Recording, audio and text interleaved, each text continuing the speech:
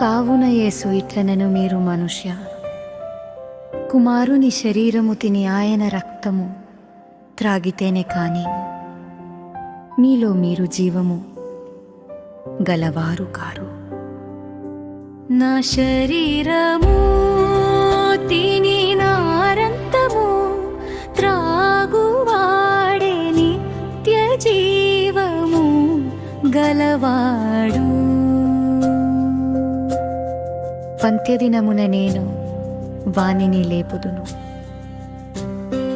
నా శరీరము నిజమైన ఆహారమును, నా రక్తము నిజమైన పానమునై ఉన్నది.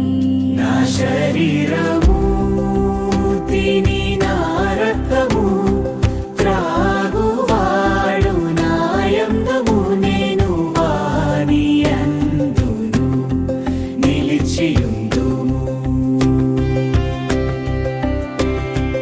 జీవము గల తండ్రి నన్ను పంపెను గనుక, బేను తండ్రి మూలముగా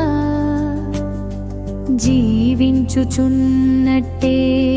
నన్ను తినువాడును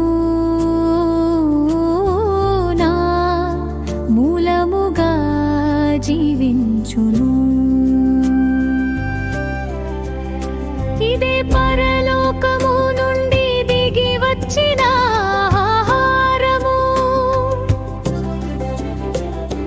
పితరులు మన్నాను తినియు చనిపోయినట్టు కాదు. ఈ ఆహారము తినువాడు ఎల్లప్పుడును జీవించునని నిశ్చయముగా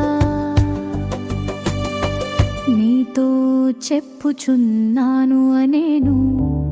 ఆత్మయే జీవింపచేయుచున్నది, శరీరము కేవలము నిష్ప్రయోజనము. నేను మీతో చెప్పియున్న మాటలు ఆత్మయు జీవమునై ఉన్నవి.